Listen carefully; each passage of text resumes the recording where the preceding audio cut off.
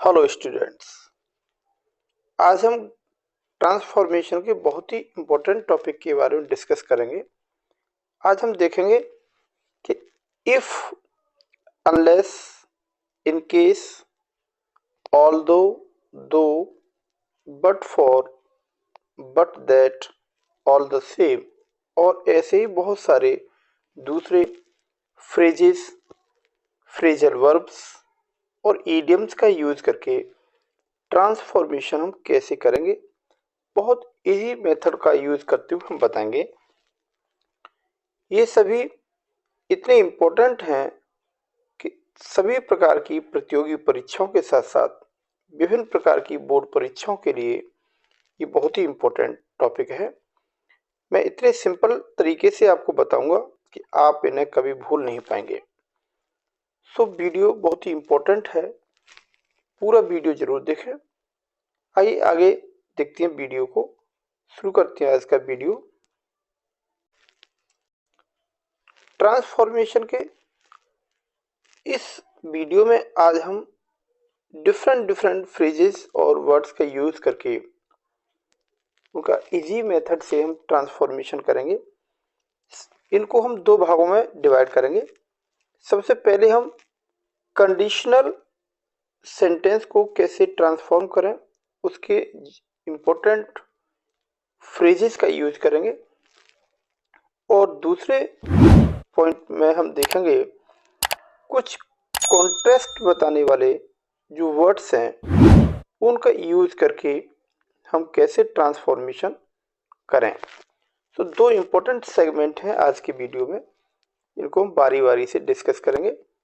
तो conditional sentence को interchange करने के लिए, ट्रांसफॉर्मेशन करने के लिए ये जो वर्ड्स हैं जैसे if, unless, in case, all the same, supposing, provided, इन सारे वर्ड्स का यूज करके हम ट्रांसफॉर्मेशन करेंगे। तो कंडीशनल सेंटेंसेस क्या हैं, कंडीशनल सेंटेंसेस कैसे बनाए जाते हैं, ये कितने प्रकार के होते हैं, ये सारी डिस्कशन डिटेल से मैंने एक सेपरेट वीडियो बनाया है कंडीशनल सेंटेंसेस के बारे में, उसमें मैंने डिस्कस किया है, तो आप उस वीडियो को जरूर देख लें। साथ ही साथ इफ, अनलेस और इन केस का यूज करने के लिए मैंने सिंथेसिस के एडवर्ब क्लॉज का यूज करके कॉम्प्लेक्स सेंटेंस बनाने वाले, साथ ही साथ कंपाउंड सेंटेंस बनाने वाले दो अलग अलग वीडियो को भी बनाया है। तो इन वीडियो को संयुक्त रूप से यदि आप देखेंगे, उन्हें देखने के बाद आज का वीडियो काफी इजी लगेगा, तो मैं सलाह दूंगा कि आप उन वीडियोज को जरूर देख लें। आइए देखते हैं इफ, अनलेस, इन केस का यूज करके सेंटेंस को कैसे ट्रांसफॉर्म कर सकते हैं। कुछ एग्जाम्पल की हेल्प से मैं आपको बताना चाहूंगा, तो आप एग्जाम्पल्स को समझें। सबसे पहले हम देखेंगे एक एग्जाम्पल है जिसमें इफ का यूज करके बनाया गया है। If you work hard you will succeed. एक सेंटेंस इस प्रकार से है जिसमें इफ का यूज किया है। अब इफ को हटा करके हम अनलेस का यूज करेंगे, तब सेंटेंस किस प्रकार के बनेगा। देखिए, सेंटेंस हो जाएगा unless you work hard you will not succeed. यह इंपॉर्टेंट बात यह है, अनलेस के साथ आप नेगेटिव सेंटेंस, दूसरा वाला क्लॉज जो होगा वो नेगेटिव होगा। ये इंपॉर्टेंट इंफॉर्मेशन आपको जाननी होगी। अनलेस के बाद दूसरा क्लॉज नेगेटिव होगा। तो इफ वाले सेंटेंस में, अनलेस वाले सेंटेंस में और इन केस के साथ कभी भी विल, शैल, वुड और शुड इनका यूज नहीं करते। ये जो मैंने लिखा है इफ, अनलेस, इन केस के साथ विल, शैल, वुड या शुड का प्रयोग नहीं करते। ये बहुत ही इंपॉर्टेंट इंफॉर्मेशन है जो कंपटीशन में इस प्रकार के क्वेश्चन जरूर पूछे जाते हैं। इफ, अनलेस और इन केस के साथ विल या शैल का यूज कर दिया जाता है और पूछा जाता है कि इसमें एरर पार्ट को सेलेक्ट कीजिए, तो आप जान जाएंगे कि इफ, अनलेस के साथ इफ, शैल, विल का यूज नहीं करना है। इसी प्रकार से हम देखें अनलेस की जगह पर हम इन केस का अगर यूज करेंगे तब सेंटेंस कैसा होगा, in case you work hard you will succeed, in case you work hard you will succeed. इस प्रकार से हमने देखा कि इनको आपस में इंटरचेंज कर दें इफ अनलेस और इन केस को, तो हम ट्रांसफॉर्मेशन कर सकते हैं। कुछ ऐसी और फैक्ट्स आगे देखते हैं। अब हम देखेंगे कि कंडीशनल सेंटेंस का ट्रांसफॉर्मेशन करने के लिए हम इंपरेटिव मोड का यूज कैसे करेंगे और रिप्लेस करेंगे अनलेस, इफ और इन केस को। आइए देखते हैं, एग्जांपल की हेल्प लेते हैं। एक एग्जांपल लिखा है, unless you do this work you will not गो। इस सेंटेंस में हम इंपरेटिव मोड का यूज करें तो do this work then you will गो।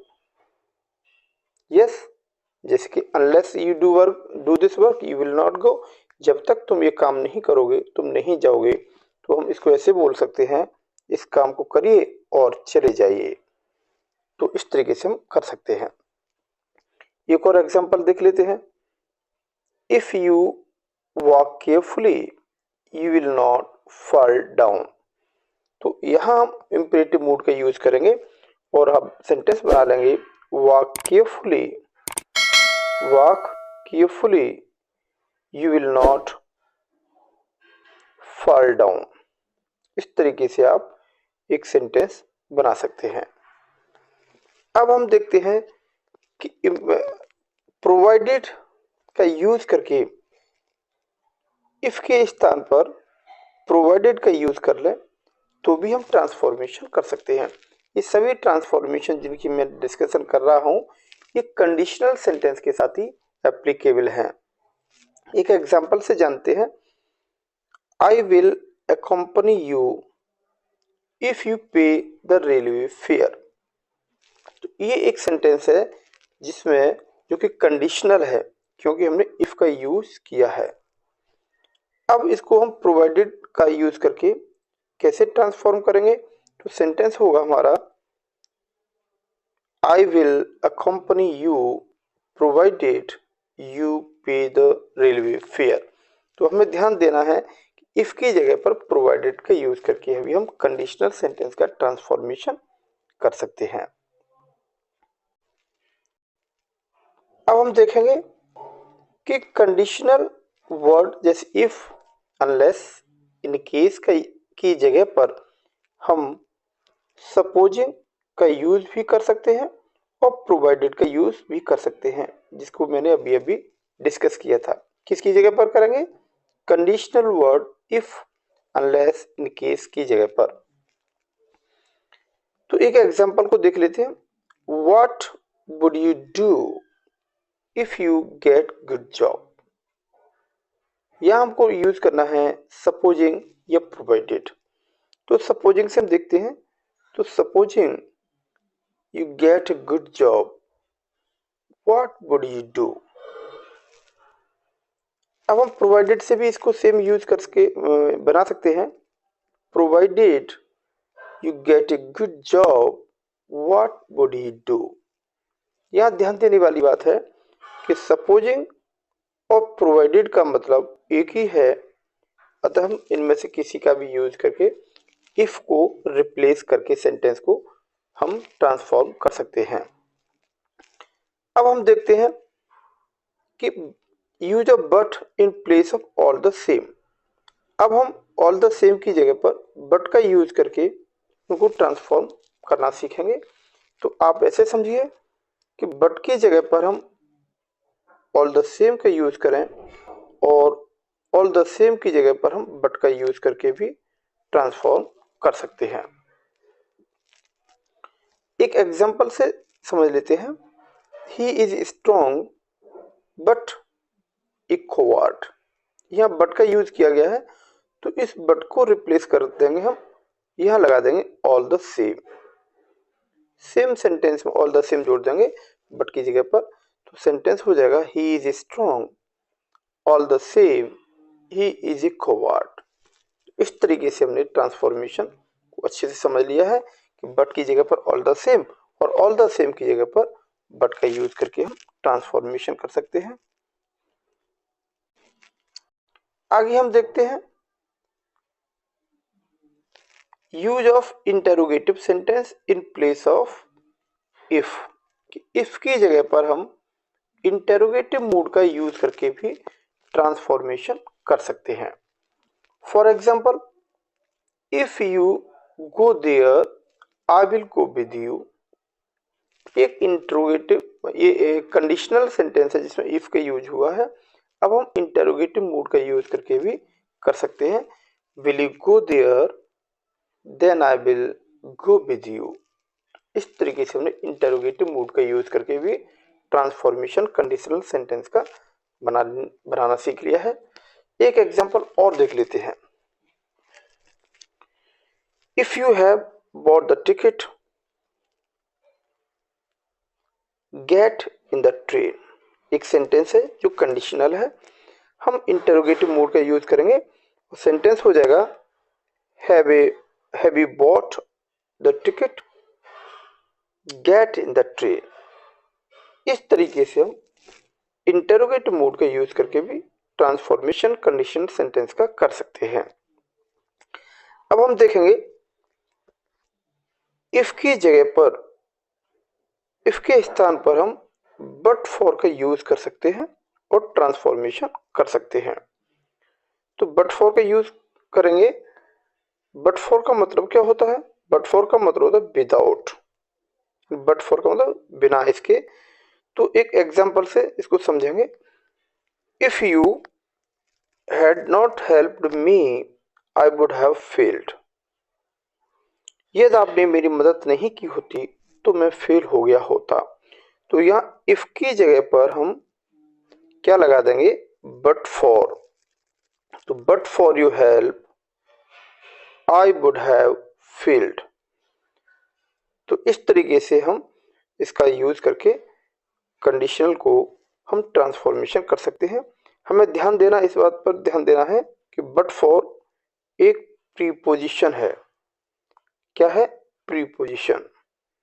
अतः प्रीपोजिशन के बाद जैसे प्रीपोजिशन का यूज करते हैं तो कोई नाउन होता है उसके बाद, तो नाउन फॉर योर हेल्प एक नाउन फ्रेज के रूप में यूज किया है, तो हमने बट फॉर का यूज इससे पहले किया है। तो प्रीपोजिशन का यूज करना आप जानते ही हैं। आइए और भी कुछ इंपॉर्टेंट ऐसे वर्ड्स को और देख लेते हैं। एक दो एग्जांपल और हम इसी पे डिस्कस करेंगे, एग्जांपल की हेल्प लेंगे। जैसे कि if she doesn't pay her fee he will not teach her any more. तो इसको पुनः हम इफ की जगह पर बट फॉर का यूज कर लेंगे। But for her fees he will not teach her any more. तो यह हम देख रहे हैं कि इफ की जगह पर बट फॉर का यूज करके हम किस तरीके से ट्रांसफॉर्मेशन कर सकते हैं।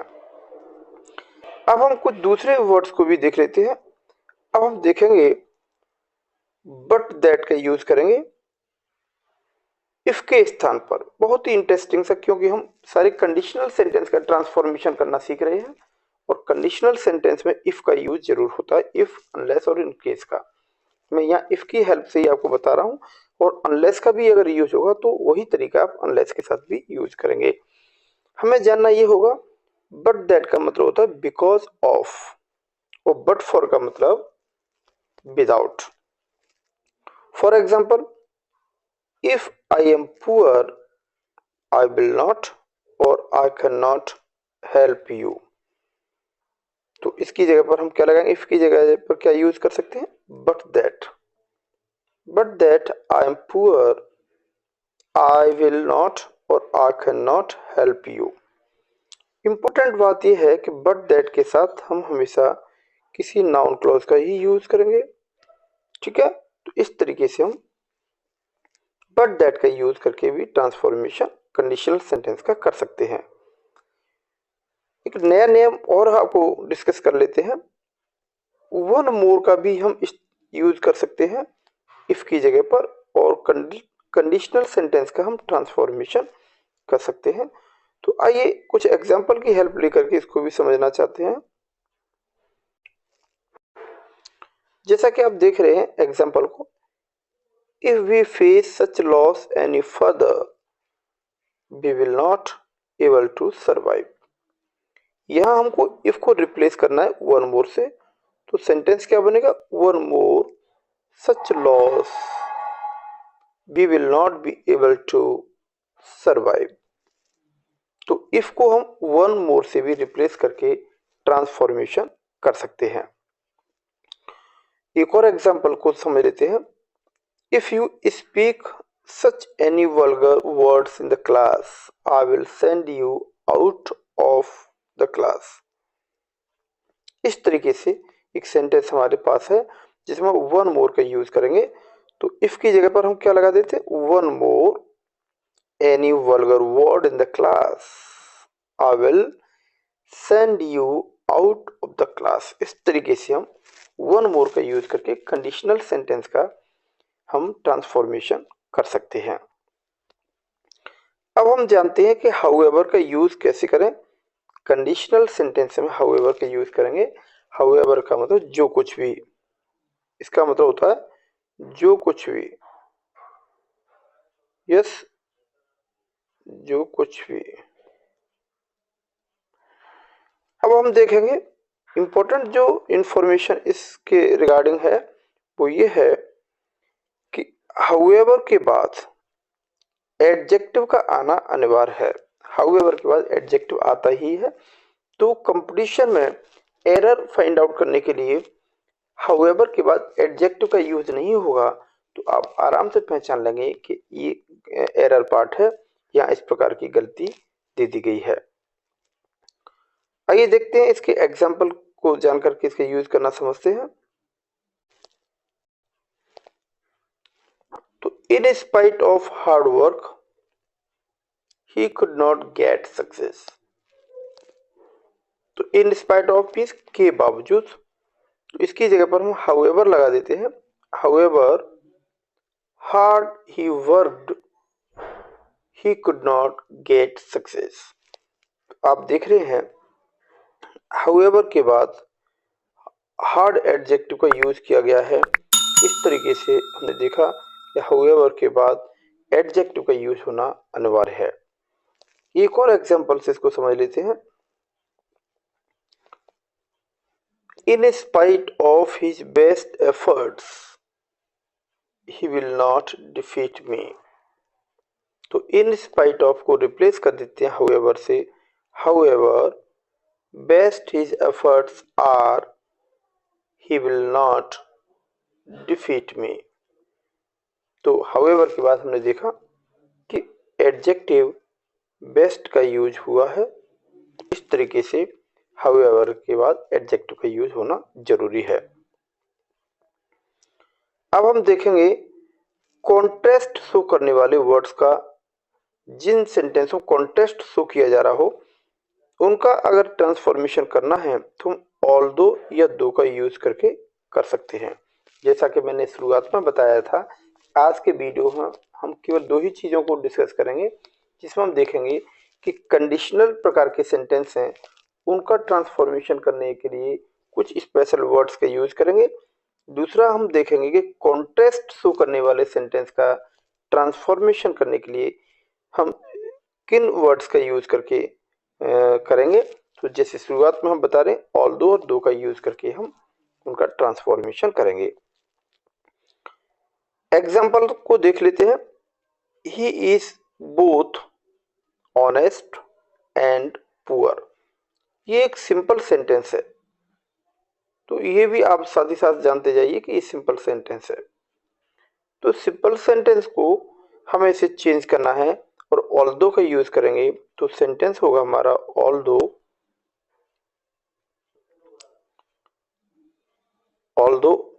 अथवा दो, दोनों में से किसी का भी यूज कर सकते हैं। तो although he is poor he is honest.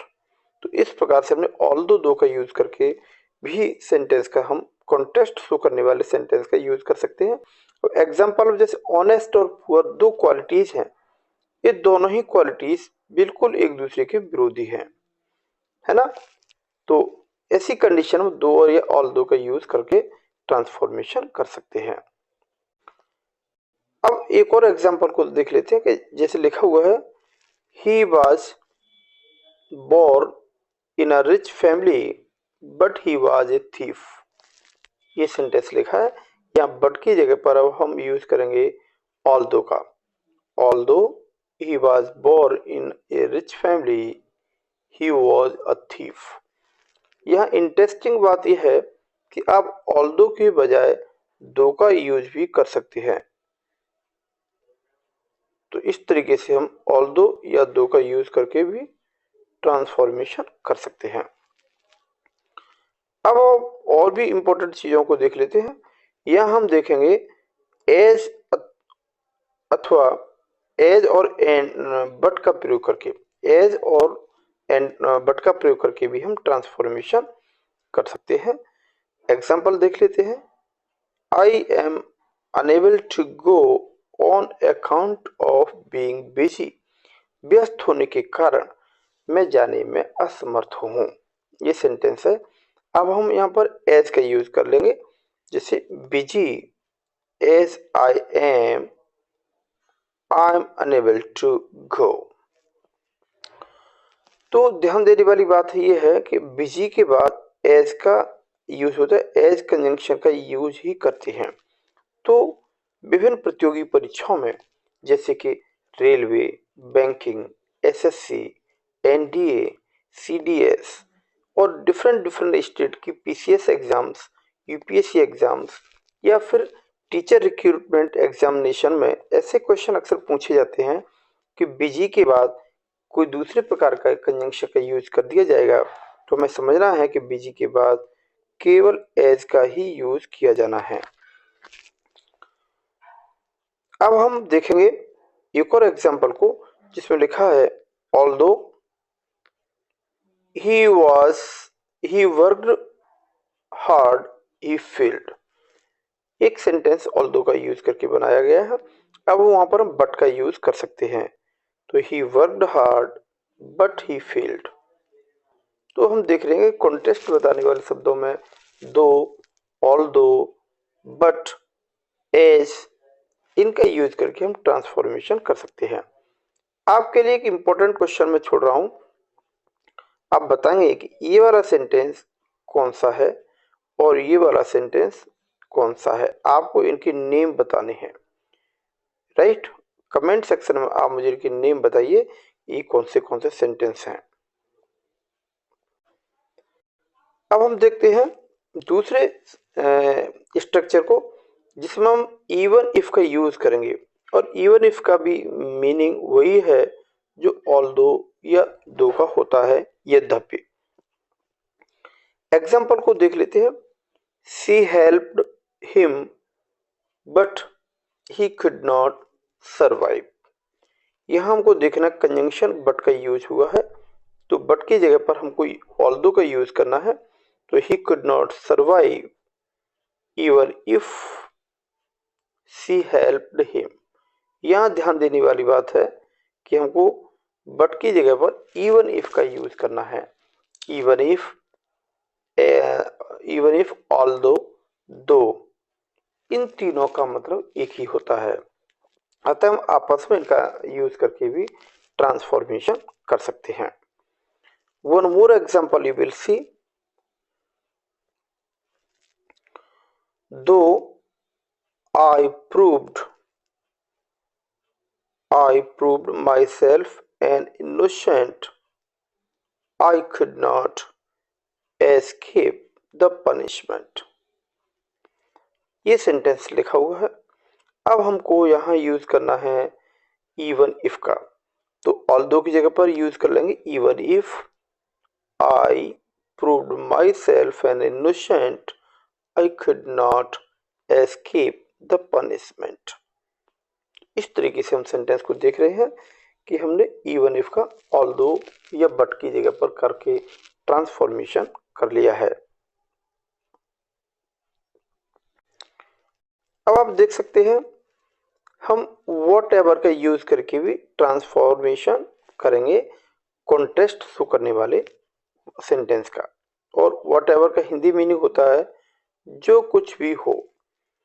तो एग्जाम्पल से जान लेते हैं you may say anything but I will do it. Yes, तो ये हमें ध्यान देना है कि बट की जगह पर हम वॉट एवर यूज कैसे करें। I will do what ever you may से। आप जो कुछ भी मुझसे कहना चाहेंगे मैं वैसा ही करूंगा। One more example you see, your statements can not make me believe you. ये सेंटेंस है, तो इसको हम कैसे कर सकते हैं। I can not believe whatever your statement is. तो यह हमने देखा या वॉट एवर का यूज किया गया है सेंटेंस को चेंज करने के लिए।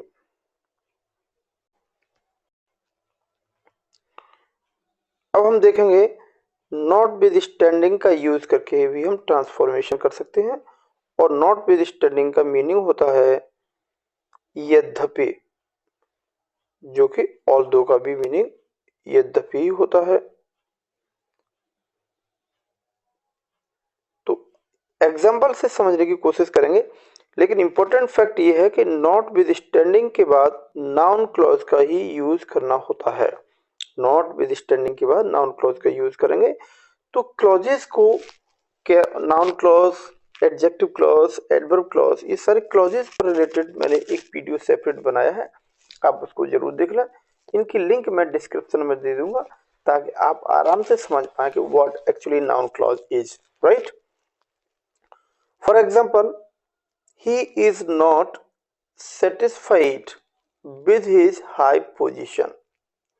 ये सेंटेंस एक सिंपल सेंटेंस है। यस, ये सिंपल सेंटेंस है और आपको यूज करना है नॉट विद स्टैंडिंग। और नॉट विद स्टैंडिंग के बाद नाउन क्लॉज का यूज होता है। इट मीन्स कॉम्प्लेक्स सेंटेंस बनाया जाता है। तो ही is not satisfied, he is not satisfied notwithstanding that he has a high position। तो notwithstanding का यूज कर लिया हमने। एक और एग्जांपल देख लेते हैं। he is both timid and strong। अब notwithstanding का यूज करेंगे तो he is timid notwithstanding that he is strong। तो that he is strong ये नाउन क्लॉज है। तो आपने देख लिया है कि ये नाउन क्लॉज का यूज हुआ है और उससे पहले नॉट विद स्टैंडिंग का यूज करके हमने ट्रांसफॉर्मेशन आराम से कर लिया है। सो स्टूडेंट्स, आप देख रहे होंगे बहुत ही इजीएस्ट तरीका मैंने अपनाया है डिफरेंट वर्ड्स को यूज करके ट्रांसफॉर्मेशन करने के लिए। अब हम देखेंगे फॉर ऑल दैट, इसका हिंदी मीनिंग होता है जो कुछ भी हो, जैसे कि वॉट एवर का यूज था। तो अब इसका हम एग्जाम्पल से समझेंगे सीधे। After thinking of your complaint against him I will not punish him. ये सेंटेंस है। तो यहां हम फॉर ऑल दैट का यूज कैसे करेंगे। आई will not punish him for all that you made a complaint against him. तो फॉर ऑल दैट यहां इसका यूज किया गया है किसके लिए। तो सेंटेंस के मीनिंग समझने के बाद हम इसका यूज करेंगे कि जो कुछ भी हो। एक और एग्जांपल देख लेते हैं। His father would not revoke his son for his action of theft। तो ये मैं फिर से बता दूं, ये सिंपल सेंटेंस है। तो सिंपल सेंटेंस है, अब हमको फॉर ऑल दैट का यूज करेंगे तो कॉम्प्लेक्स सेंटेंस बन जाएगा। His father would not, कैसे बताएंगे। His father would not revoke his son for all that his son's action of theft। Yes, इस तरीके से फॉर ऑल दैट का यूज कर सकते हैं। अब हम ऑल द सेम का यूज करेंगे कॉन्टेस्ट शो करने में। अभी हमने ऑल द सेम को कंडीशनल में भी यूज किया था, लेकिन अब हम कॉन्टेस्ट शो करने वाले सेंटेंस के साथ इसका यूज करेंगे। For example, I will go with him दो आई एम टायर्ड। अब यहाँ पर हम यूज करेंगे ऑल द सेम का, राइट। तो सेंटेंस होगा I am tired all the same I will go with him. इस तरीके से हमने बहुत ही इंटरेस्टिंग वर्ड्स का यूज करना सीखा है और कुछ और भी यूज आगे देख लेते हैं। एट द सेम टाइम का यूज करके भी हम सेंटेंस को बहुत आसानी से ट्रांसफॉर्म कर सकते हैं। एट द सेम टाइम यानी उसी समय, जैसे कि he is clever but he is not proud, यानी बहुत चालाक है लेकिन उसे घमंड नहीं है। तो he is clever at the same time he is not proud. तो यहाँ आप देख रहे हैं कि हमने किस तरीके से एट द सेम टाइम का यूज करके एक सेंटेंस को आसानी से ट्रांसफॉर्म कर दिया है। एक एग्जांपल और देख लेते हैं। In spite of my poverty I shell help you. तो यहाँ हमें पुनः एट द सेम टाइम का यूज करना है। सेंटेंस होगा आई am poor I shell help you.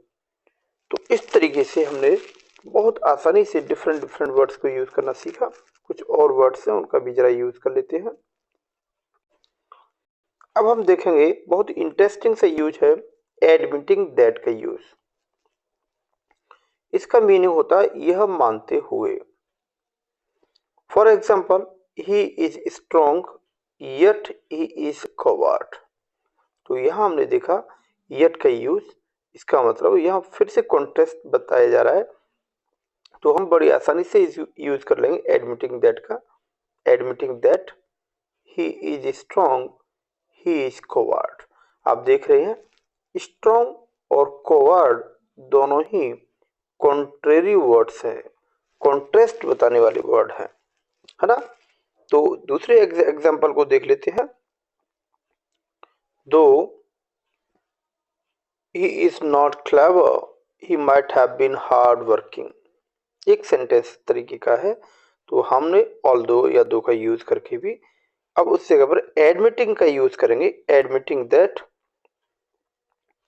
He is not clever he might have been more hard working.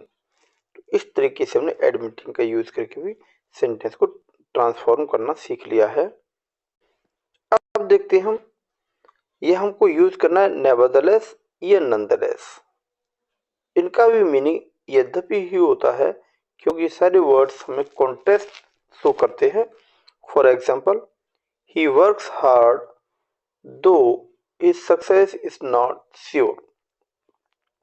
तो इसको हम यूज कर सकते हैं he works hard though his success is not sure, right. तो हमने दो का यूज किया है और यहाँ हमको ऑल दो का यूज करना है। यस, यह हमको ऑल दो का यूज करना है। ऑल दो का यूज ALTHOUGH,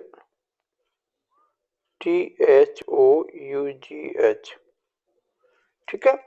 तो अब हम क्या करेंगे, इसको हम कर सकते हैं नॉनदलेस का यूज करके भी ट्रांसफॉर्म कर सकते हैं। For example he works hard nonetheless his success is not sure. तो इस तरीके से नॉनदलेस नेवरदलेस का यूज करके ट्रांसफॉर्मेशन किया जा सकता है। इन idioms phrasal verbs prepositional phrases इनका यूज अभी हम कर रहे हैं। अनेक प्रकार की परीक्षाओं में अक्सर पूछा जाता है। और अब हम जानते हैं इन स्पाइट ऑफ का यूज कैसे करेंगे, जिसका हिंदी मीनिंग होता है के बावजूद। तो सिंपल सेंटेंस बनाने में हम इसका यूज करते हैं। तो सबसे पहले देखेंगे दो की जगह पर इसका यूज करेंगे। तो दो he worked hard he failed, ये एक कॉम्प्लेक्स सेंटेंस है। अब सिंपल में हम इसको चेंज करेंगे तो दो की जगह पर हम लगा देंगे इन स्पाइट ऑफ। तो इसका आंसर होगा इन spite of hard working hard he failed. तो इस प्रकार से इन स्पाइट का यूज कर लिया हमने। अब यूज करना सीखेंगे इंडीड बट का, जिसका हिंदी मीनिंग होता है वास्तव में। For example although he failed he didn't lose heart.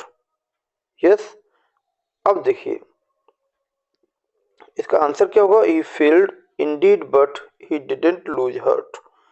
तो यहाँ हमने इंडीड बट का यूज करना सीखा है। अभी कुछ और इंटरेस्टिंग फैक्ट भी देख लेते हैं। एग्जाम्पल, इसका जो अंतिम एग्जाम्पल है जैसे हम देख रहे हैं, although he recovered his health is poor.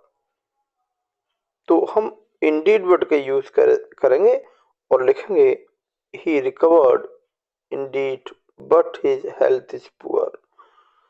So students, आपने देखा मैंने अनेक सारे वर्ड्स फ्रेजेस का यूज किया और डिफरेंट डिफरेंट तरीके के सेंटेंस को ट्रांसफॉर्मेशन करना सीखा, क्योंकि इस प्रकार के क्वेश्चन अनेक प्रतियोगी परीक्षाओं में, साथ ही साथ विभिन्न बोर्ड्स की बोर्ड परीक्षाओं में, सीबीएसई बोर्ड परीक्षाओं में इस प्रकार के क्वेश्चंस पूछ लिए जाते हैं, जिनका समाधान मैंने अपने स्तर से बताने की पूरी कोशिश की है।